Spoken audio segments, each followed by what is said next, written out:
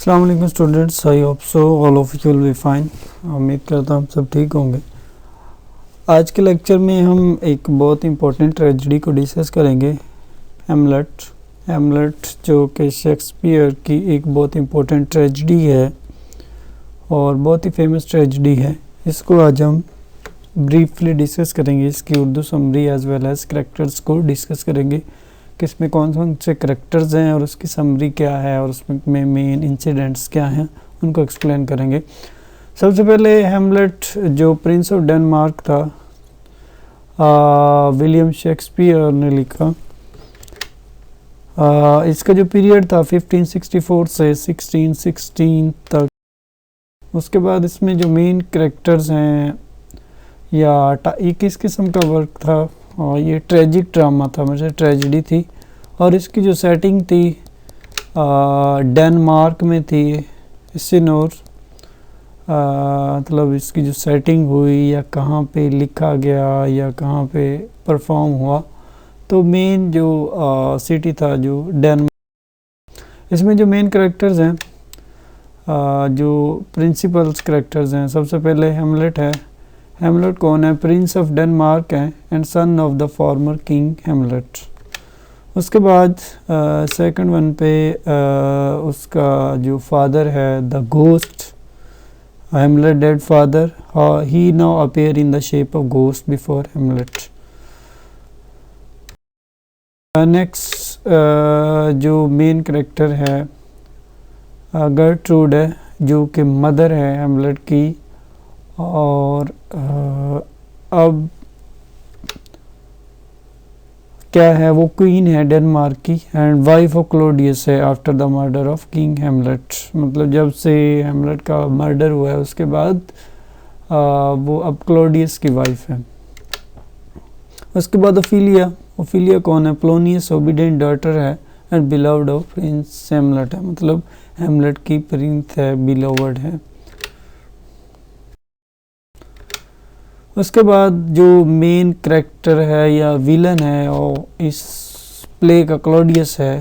کلوڈیس کیا ہے؟ Hamlet uncle ہے and new step father of Hamlet, now king of Denmark. مطلب اب کیا ہے کہ ہیملٹ کی ڈیتھ کے بعد اب وہ بادشاہ ہے، راجہ ہے، ڈنمارک کا کنگ ہے، ایز ویل ایز اب انکل ہے اور نیو اسٹیپ ہیملٹ کا۔ اس کے بعد ہوریشیو کون ہے؟ Hamlet faithful friend and army مین ہے، آرمی میں ایک ورکر ہے، آرمی میں ایک آفیسر ہے، لیفٹیننٹ ہے۔ لیارٹیز کون ہے؟ Student in Paris, Laertes is Polonius son and Ophelia brother. اس کے بعد روزن کرنٹس ہیں، گلڈسٹن ہیں، یہ کون ہے؟ یہ کلاس میٹس ہیں ہیملٹ کے، ان وٹنبرگ یونیورسٹی میں جب پڑھتا تھا تو وہاں کے یہ اس کے کلاس فیلوز ہیں۔ فورٹینبرس، یہ کون ہے؟ کنگ آف ناروے ہے، born to avenge his father death by the Danes hand, وہ اوینج بدلہ لینا چاہتا ہے اپنے فادر کی ڈیتھ کا۔ اس کے بعد وولٹیمینٹ اینڈ کورنیلس کون ہے؟ ڈینش کورٹریز ہیں، مطلب جن کی ڈیوٹی ہے کورٹریز پہ، who are sent as a ambassador to the court of Norway، مطلب جو قلعہ ہے وہاں ان کی۔ اس کے بعد جو نیکسٹ ون ہے مرسیلیس اینڈ برنارڈو، یہ ڈینش آفیسرز ہیں آن گارڈ ایٹ دا کیسٹل آف ہیسینور، مطلب ان کی ڈیوٹی ہے اس قلعے میں۔ فرانسیسو ڈینش سولجر ہے آن دا گارڈ آف کیسٹل، یہ بھی ایک گارڈ ہے۔ اس کے بعد رینالڈو ینگ مین ہے، whom Polonius instruct him and sent to Paris to observe and report on Laertes conducts. مطلب پولونیس کیا کرتا ہے؟ اپنے بیٹے کے بارے میں خبر لینے کے لیے رینالڈو کو اس کے ساتھ بھیجتا ہے، اس کے ساتھ رہے۔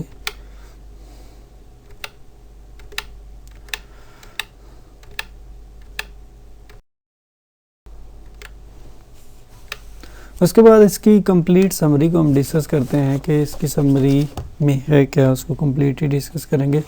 سمری میں اگر دیکھیں تو اس کا ایک کھیل ہے، ایک کھیل کا آغاز جو ہوتا ہے وہ رات کا ایک منظر ہے. رات کے منظر میں کیا ہوتا ہے کہ دو سنتری جو ہیں فرانسیسو اور برنارڈو وہ پہرا دے رہے ہیں اس قلعے میں، اور یہ تقریباً 12 بجے کا ٹائم ہے، اور دونوں سنتری پچھلے 4 یا 3 دن سے دیکھ رہے ہیں کہ وہاں ایک لباس میں ملبوس ان کو ایک شخص نظر آ رہا ہے، اور جو مطلب ان کو لگتا ہے کہ ادھر ایک شخص ہے جو ان کو اپیئر ہوتا ہے اگین اینڈ اگین، لیکن وہ سمجھتے ہیں کہ شاید مطلب ان کے مائنڈ میں ایمبیگوٹی ہے.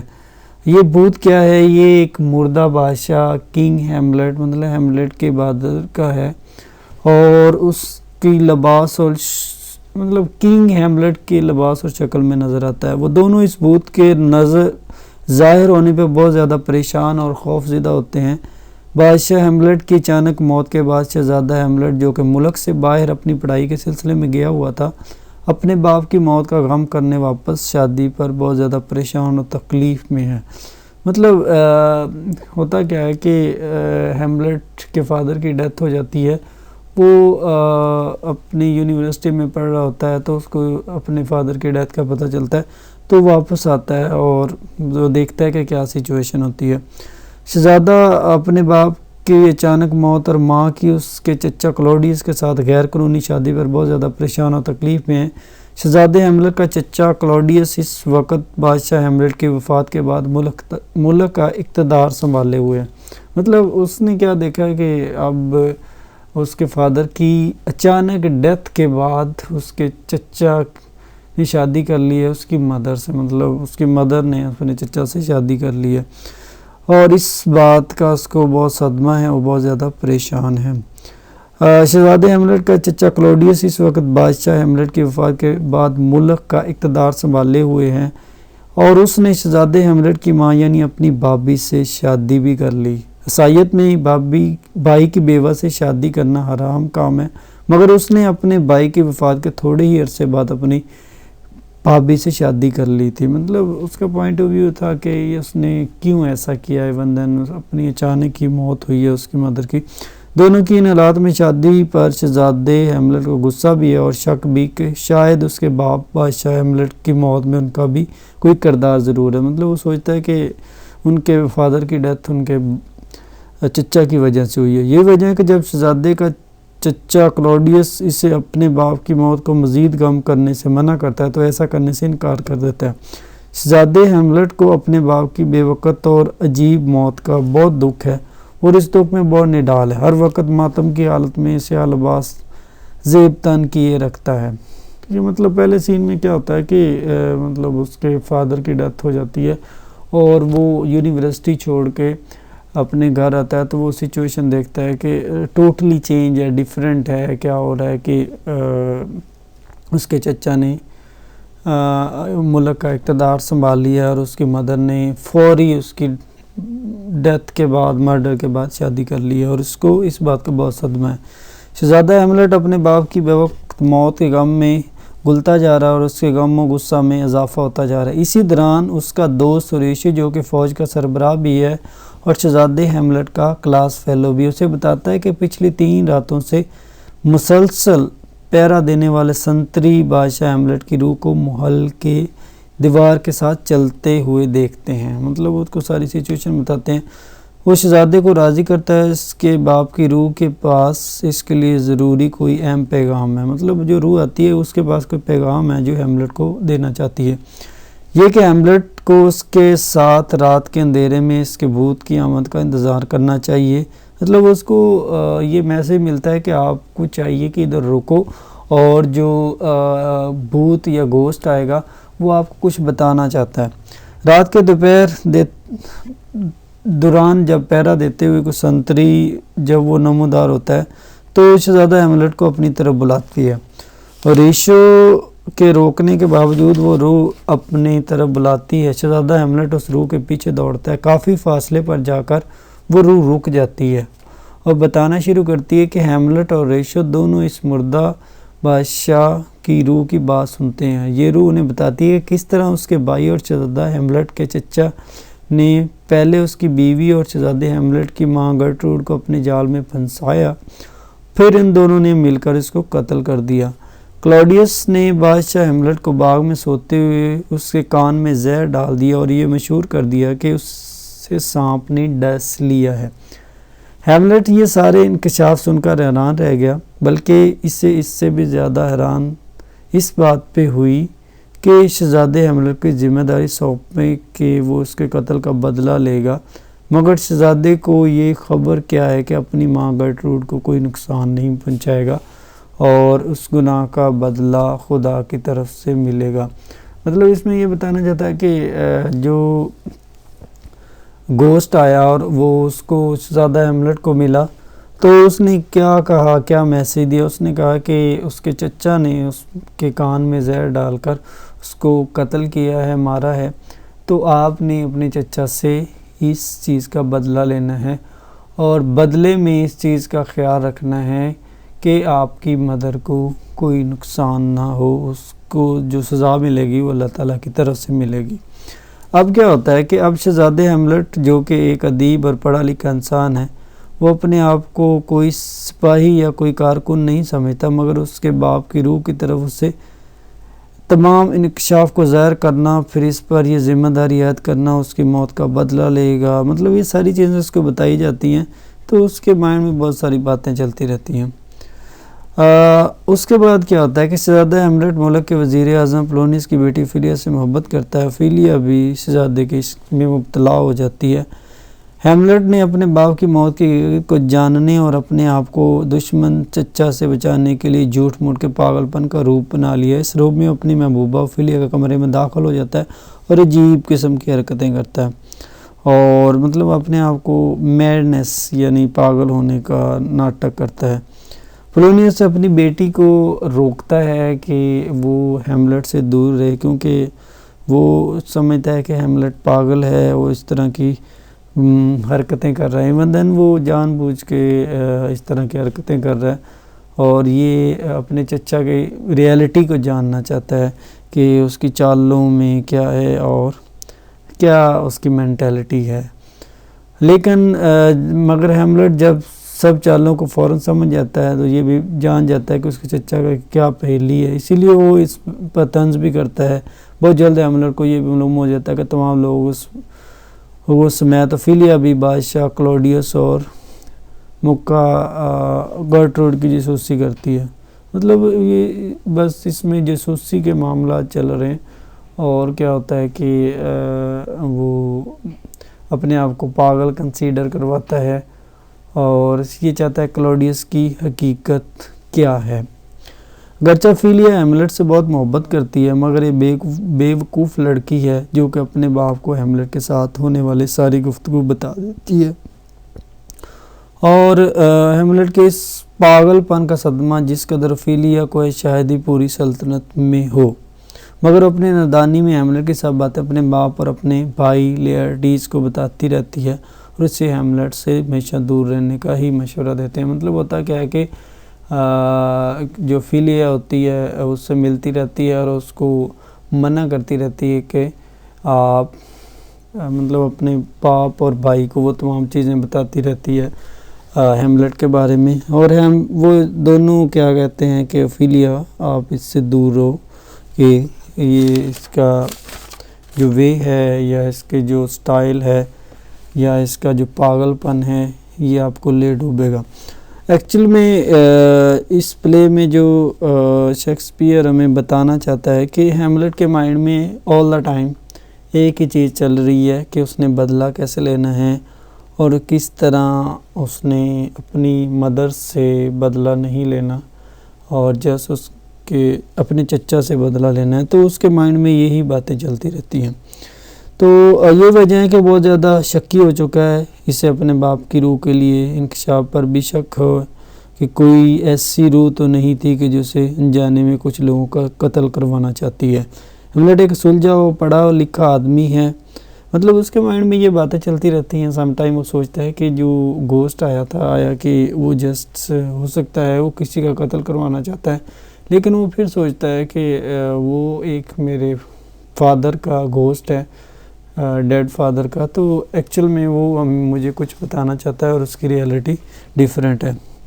اسی دوران کیا ہوتا ہے کہ وہ ایک کھیل کا آغاز کرتا ہے، ایک ڈرامے کا آغاز کرتا ہے، اور اس میں وہ کیا کرتا ہے کہ ایک درباری کو بلاتا ہے۔ اس میں وہ کرتا کیا ہے کہ ہیملٹ ان اداکاروں سے اصرار کرتا ہے کہ وہ اس کا لکھا ہوا ڈرامہ دربار میں پیش کریں۔ دراصل یہ سارا ڈرامہ بالکل اس قسم کے قتل پر مبنی ہے جو کہ اس کے چچا نے اس کے باپ کو قتل کرنے کے لیے کیا۔ مطلب اس میں ایکچول میں ریلائز یہ کروانا چاہتا ہے کہ وہ ایک اس طرح کا ہی ڈرامہ لکھتا ہے کہ جس طرح اس کے باپ کا قتل ہوا، اور درباریوں کو کہتا ہے کہ you have to performed on the scripts, آپ ان اسکرپٹس پہ پرفارم کرو۔ تو جیسے کھیل کا آغاز ہوتا ہے تمام درباری، اس کا چچا کلوڈیس اور اس کی ماں بھی اس کو دیکھنے کے لیے وہاں موجود ہیں۔ ہیملٹ اپنے دوست ہوریشو کی ڈیوٹی لگاتا ہے کہ اس کے چچا اور ماں کے چہروں کے تاثرات کو غور سے پڑھے، جیسے کلوڈیس نے سوتے اپنے بھائی کے کان میں زہر ڈال دیا تھا۔ اس قسم کا سین دکھایا جاتا ہے۔ اسے دیکھتے ہی کلوڈیس کے چہرے کا رنگ اڑ جاتا ہے، اور ہیملٹ کے کلمات جو کہ اوفیلیا کے گود میں سر رکھ ڈرامہ دیکھتے ہوئے دیتا ہے، اسے پریشان اٹھ کر چلا جاتا ہے۔ یہ سب کچھ اپنے آپ کو لوگوں کی نظر میں پاگل ثابت کرنے کے لیے کرتا ہے۔ مطلب جیسے ہی ڈرامہ پرفارم ہو رہا تھا تو وہ ایکٹنگ کر رہا ہوتا ہے، اس کے مائنڈ میں ایک چیز چل رہی ہوتی ہے کہ اس کا چچا اور اس کی مدر یہ سمجھے کہ یہ پاگل ہے، لیکن ریئل میں وہ ساری چیزوں کو آبزرو کر رہا ہوتا ہے۔ اس کے بعد کیا ہوتا ہے کہ اس ڈرامے کے بعد گرٹروڈ اپنے بیٹے کو اپنے کمرے میں بلاتی ہے۔ جب ہیملٹ اپنی ماں سے میں گفتگو ہے، اس دوران کلوڈیس کے کہنے پر پولونیس پردے کے پیچھے چھپا ان کی باتیں سن رہا ہوتا ہے۔ جلد ہی ان میں مطلب تضاد ہو جاتا ہے، سخت لہجہ اختیار ہو جاتا ہے۔ ان الفاظ کو سن کر پولونیس گارڈز کو بلاتا ہے، اور اس کی آواز سن کر ہیملٹ سمجھتا ہے اس کے پردے کے پیچھے کلوڈیس ہے جو ہماری باتیں سن رہا ہوتا ہے۔ وہ سوچ کر کیا کرتا ہے، خنجر نکالتا ہے اور خنجر اس کو مار دیتا ہے، جس سے کیا ہوتا ہے کہ پولونیس مر جاتا ہے، اور ہیملٹ کے باپ کی روح اس کے بعد پھر یاد دلاتی کہ اس نے اپنی ماں کو کوئی نقصان نہیں پہنچانا، بلکہ اس کا مقصد کلوڈیس سے بدلہ لینا ہے۔ اس کے مائنڈ میں یہ ہے کہ کلوڈیس کی اب موت ہو گئی ہے، اب اس کی مدر کو کچھ نہیں کہنا، اپنی مدر کو۔ ایک نئے عزم کے ساتھ، ایک نئے عزم، ایک نئے جوش کے ساتھ وہ کیا کرتا ہے، ہیملٹ خنجر لے کر جب اپنے چچا کمرے میں جاتا ہے تو کیا دیکھتا ہے کہ اس کا چچا نماز پڑھ رہا ہوتا ہے، اگرچہ اس وقت کوئی بھی نہیں دیکھ رہا۔ مطلب کیا ہوتا ہے کہ نیکسٹ سین میں کہ وہ اس کو یہ لگتا ہے کہ اس کے چچا کی ڈیتھ ہوگی، لیکن ایکچوئل میں پولونیس کی ڈیتھ ہو جاتی ہے، تو وہ ہو جاتا ہے ادھر، اور وہ اس کا چچا نماز پڑھ رہا ہوتا ہے، تو وہ یہ سمجھتا ہے کہ اگر میں اس کو مار دوں گا تو وہ جنت میں چلا جائے گا، اسی لیے وہ چاہتا ہے کہ میں اس کو تب ماروں گا یہ سیدھا جہنم میں جائے، اسی لیے اس کو نہیں مارتا۔ کلوڈیس کا اب یہ یقین ہو چلا ہے کہ ہیملٹ اس کے اقتدار کے لیے سب سے بڑا خطرہ ہے، اس لیے اپنی بیوی گرٹروڈ سے مشورہ کرتا ہے کہ کیوں نہ ہیملٹ کو انگلستان ہوا کی تبدیلی کے لیے بھیج دیا جائے۔ مطلب کیا سین ہوتا ہے کہ اس کو خطرہ لاحق ہو جاتا ہے، وہ سوچنے لگ جاتا ہے کہ ہو سکتا ہے جو ہیملٹ ہے یہ اس کے لیے خطرہ ہو، اور اسی لیے اس کو انگلستان بھجوا دیتے ہیں۔ جیسے ہی وہ اس کو وہاں بھجواتا ہے، اس کے ساتھ 2 لوگوں کو بھی وہاں بھجواتا ہے، اور کہتا ہے کہ جب یہ وہاں پہنچے تو اس کو ہیملٹ کو موت کی گھاٹ اتار دیا جائے۔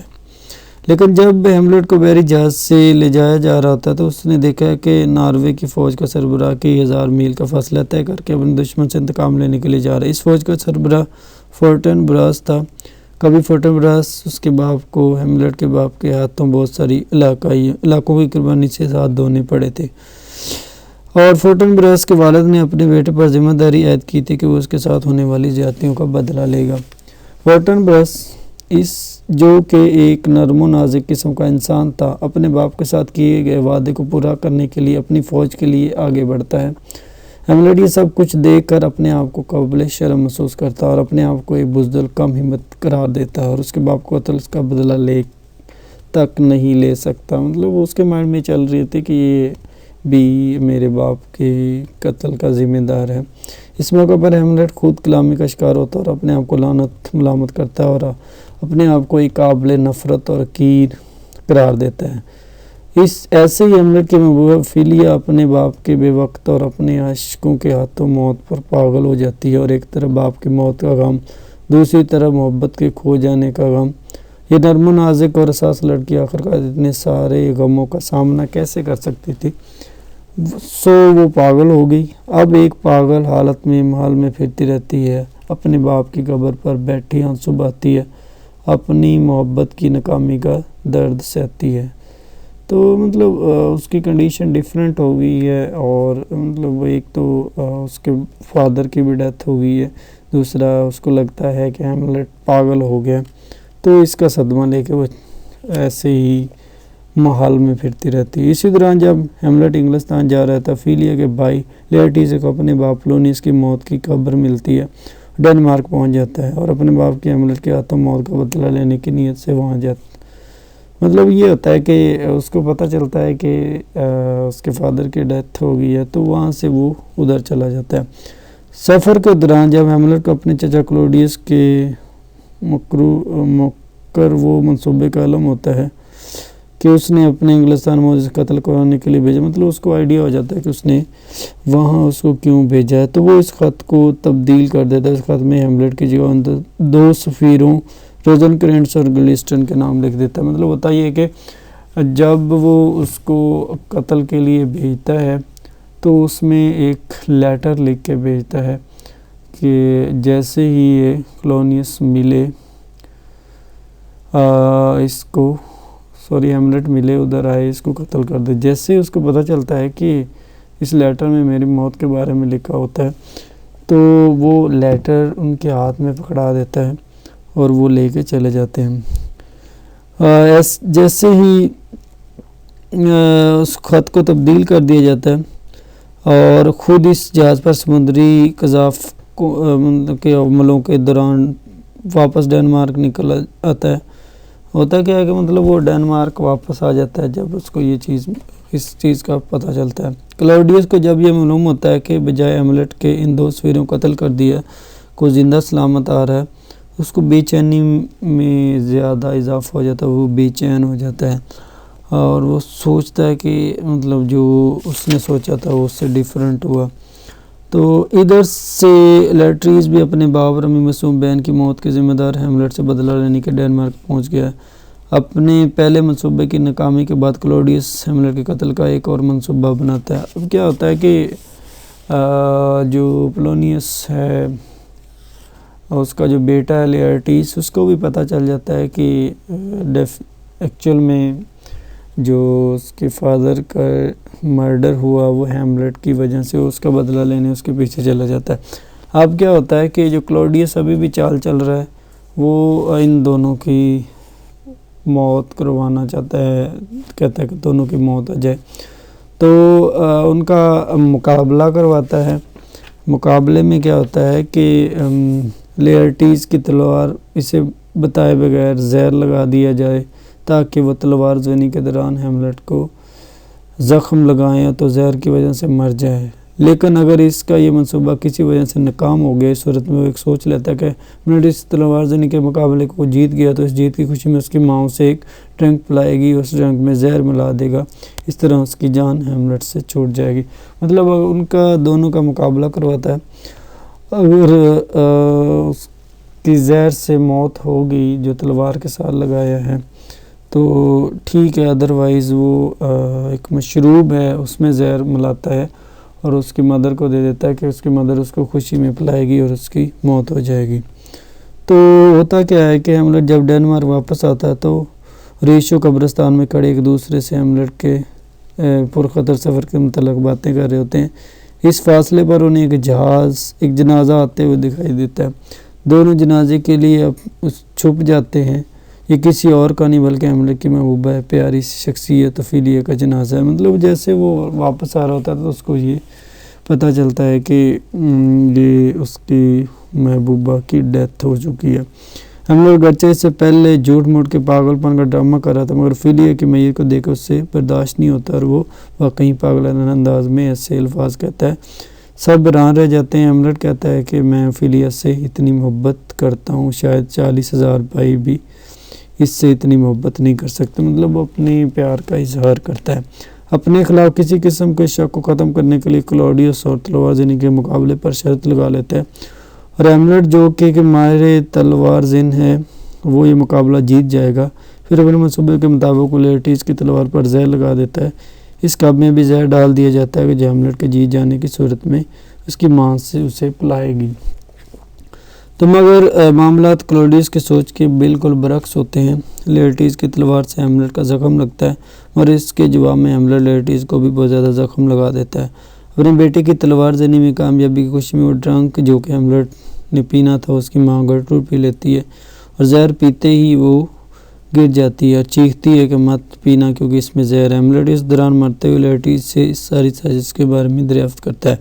इसलिए में मौत की तरफ बढ़ते हुए लेयर्टीज़ सारे के सारे क्लॉडियस मंसूबे के बेनकाब करता है और ये भी बताता है कि सारे मंसूबे में क्लॉडियस का हाथ था जिसने उसकी तलवार पर जहर लगा दिया और ड्रंक में भी जहर मिला दिया। मतलब एंड क्या होता है स्टोरी का कि जब तलवारज़नी का मुकाबला होता है तो उसकी चाल ये होती है कि जो हेमलेट है या लेयर्टीज़ हैं, लेयर्टीज़ की तलवार पे जहर लगा देता है और जहर लगाने से क्या होता है कि वो हेमलेट को लगेगी तो फर्स्ट पॉसिबिलिटी है कि उसकी डेथ हो जाएगी। अगर उसकी डेथ नहीं होगी तो अगर वो जीत जाएगा तो इस बदले में लेयर्टीज़ तो मर ही जाएगा। तो वो क्या करता है कि उसको मशरूब होता है और उसमें जहर मिला के उसकी मदर को दे देता है। अब मदर क्या करती है, जब वो जीतता है तो उसको पिलाने की बजाय वो खुद पी लेती है। जब वो खुद पीती है तो इसी दौरान उसकी डेथ हो जाती है और वो इशारा कर रही होती है कि हेमलेट इसको ना पिए, इसमें जहर है। और मरते हुए हेमलेट जब उसको तलवार लग जाती है मरते हुए वो लेयर्टीज़ को तमाम चीज़ों के बारे में बताता है कि तमाम चीज़ों का और तमाम सीन्स का जो रिस्पॉन्सिबल है वो क्लॉडियस है, कोई और नहीं है। तो ये थी हमारी स्टोरी जिसमें हमने करैक्टर्स को डिस्कस किया एज़ वेल एज़ हमने तमाम चीज़ों को डिस्कस किया जो इस प्ले से रिलेटेड थी।